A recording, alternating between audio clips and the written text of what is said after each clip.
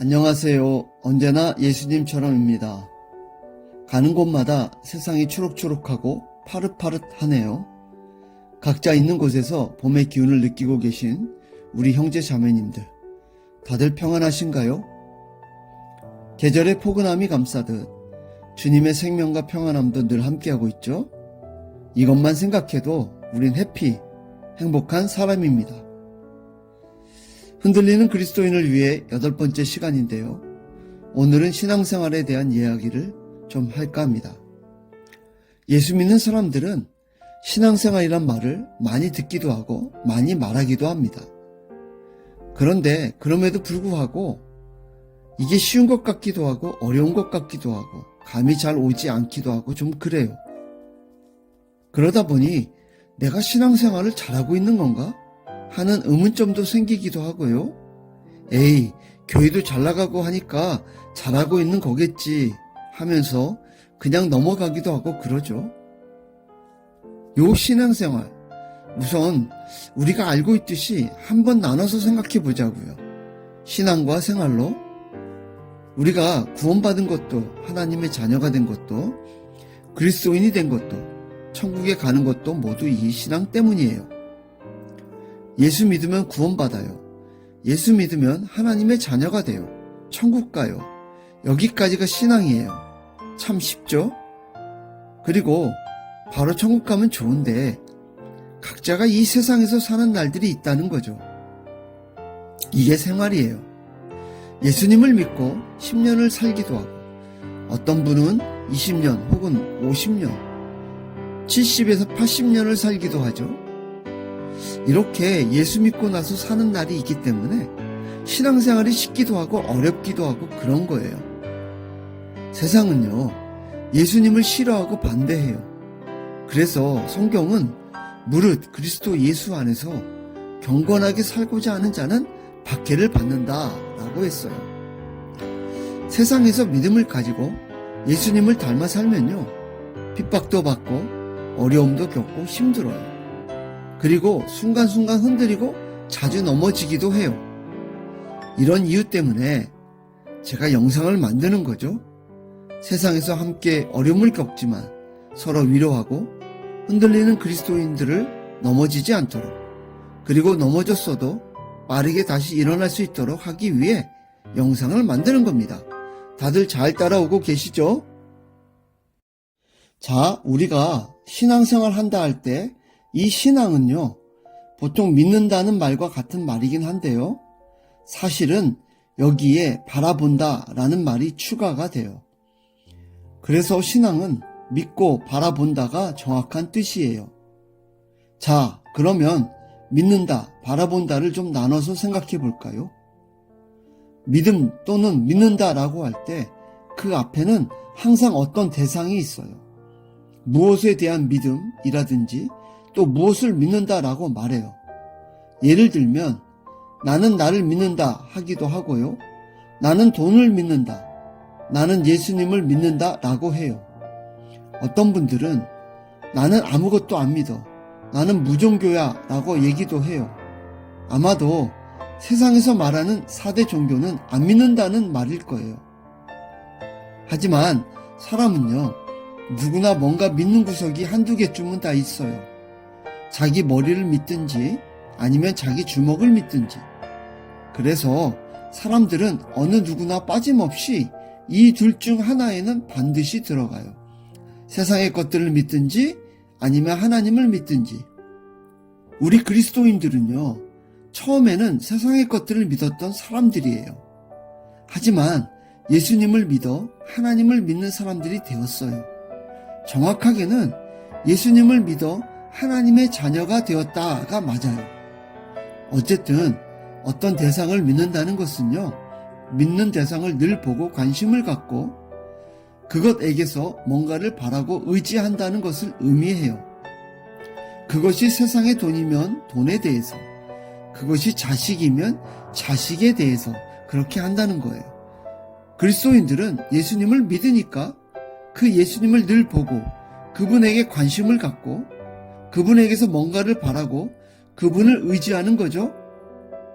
이렇게 믿는다는 것은 자연스럽게 바라보는 것과 연결이 돼요. 그래서 신앙은요, 믿게 되면 자연스레 바라보고 의지하게 되는 것을 말해요.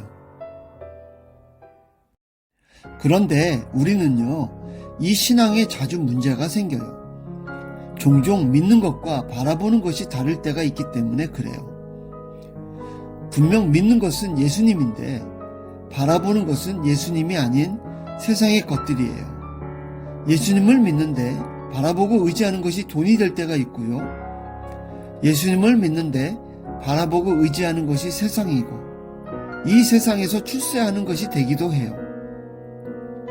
우리가 있는 곳이 천국이 아니고 세상이다 보니 눈만 뜨면 다 온통 세상이고 여기에 영향을 받는 것은 당연해요. 예수님을 믿지만 보이고 만져지고 느껴지는 것은 다 세상이기 때문에 떠밀리듯이 우리는 세상에 마구 쏠리게 되죠. 사실 이게 자연스러운 게 맞는데 이렇게 자연스러운 것이라도요, 방치하거나 그냥 오래 놓아두면요, 우리 신앙이 흔들리고 요동치다가 무너질 수 있어요. 이런 상태는요, 말 안 해도 우리 스스로가 잘 알죠? 나는 예수님을 믿는데 나는 분명 하나님의 자녀인데 내가 하는 것 보면 세상 사람들과 별반 다를 게 없어 보이거든요. 거기다가 이게요, 자연스레 우리 생활하고도 연결이 되어져서요, 지진이 일어나면 땅이 갈라지듯이 믿는 것 따로, 바라보고 의지하는 것 따로, 생활하는 것 따로 이렇게 따로따로 나눠지고 막 그래요. 만약 누군가가 이걸 자세히 보고 있다고 한다면 참으로 이상하다 하면서 고개를 가우뚱할 거예요. 사실 예수님도요, 이것에 대해서 이미 말씀하셨어요. 예수님 당시 유대인 지도자들과 많은 유대인들이요, 하나님을 믿었지만 정치적인 힘의 원리를 바라보고 의지했고요, 그들의 삶은 하나님 자리에 앉아 있었어요. 예수님은 이들을 향해서 이렇게 말씀하셨어요.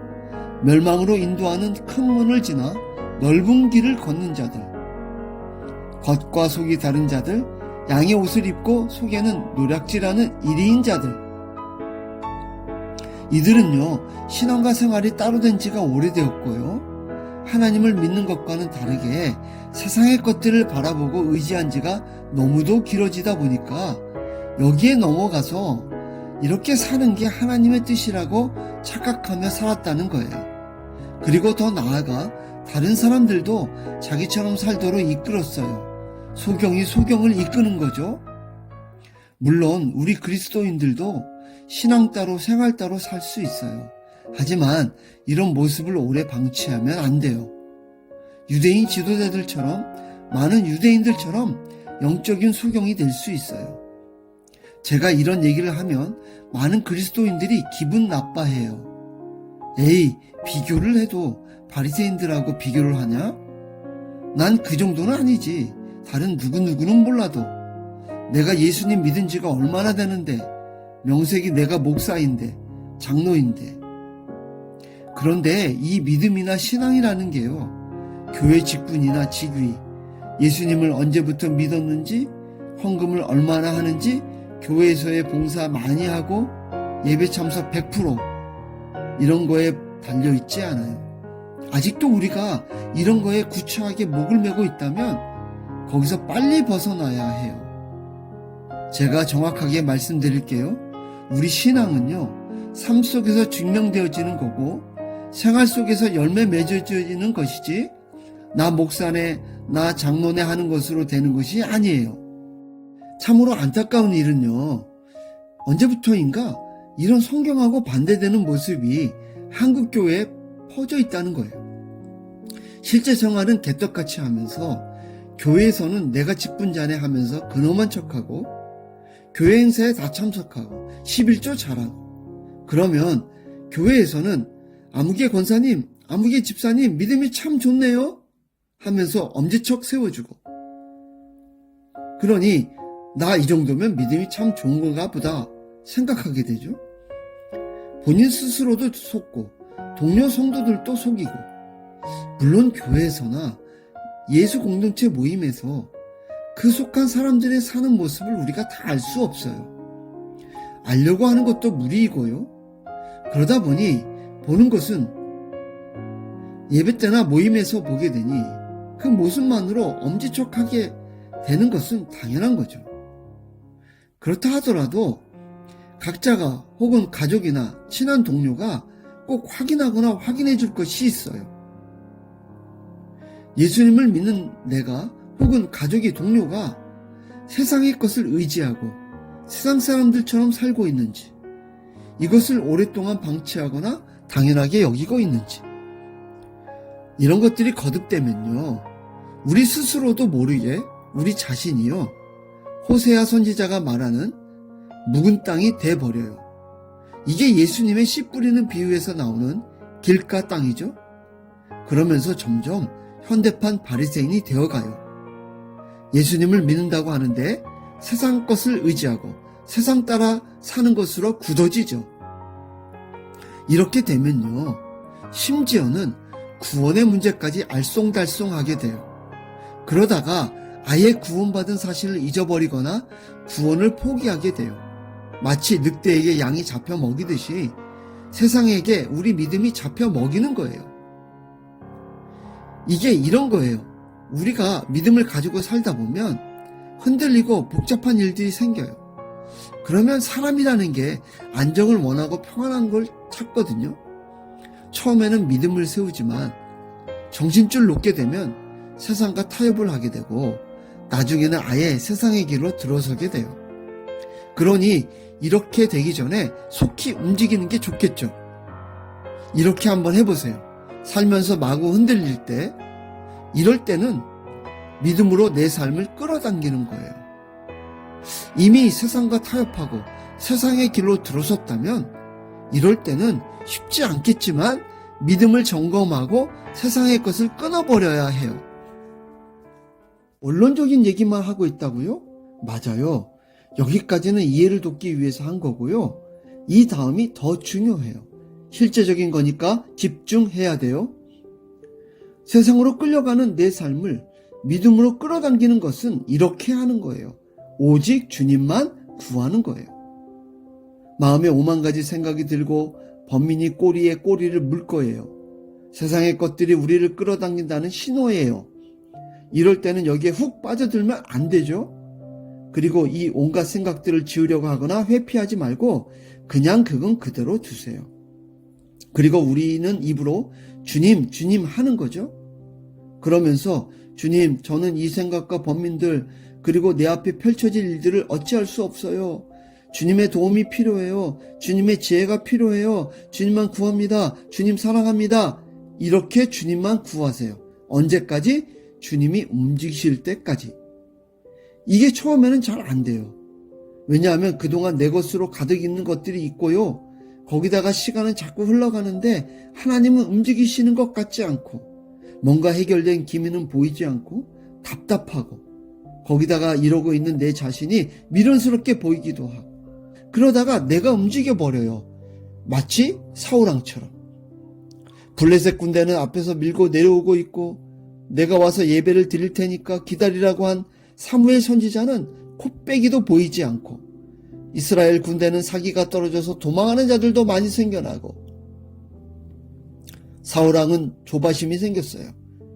이러다가 또 블레셋에게 당하게 생겼구나. 어찌할까? 하나님의 백성이 위기에 빠졌어. 그래도 사무엘을 기다려야 해. 아니야. 그래도 명색이 내가 왕인데 뭔가를 해야 해. 그러다가 사울왕은 자기가 움직였어요. 사무엘 선지자를 기다리지 않고 자신이 예배를 드렸어요. 어찌 보면 사람의 입장에서는 참 잘한 일이고요. 지혜로운 행동이죠. 하지만 하나님이 보실 때는 악하고 미련한 모습이에요. 세상은 항상 자기 쪽으로 끌고 가요. 사울왕도 끌고 가고 우리도 끌고 가죠. 여러 가지 안 좋은 생각들과 경험들을 떠오르게 하기도 하고 주변에 돌아가는 일들이 달려드는 냉수처럼 보이게 하기도 하고 이런 식으로 세상은 우리 마음에 어둠의 그림자를 드리워요. 그러면 세상에 있는 우리 그리스도인들은요, 주님과 함께 있음에도 불구하고 잠시 불안해지고 흔들려요.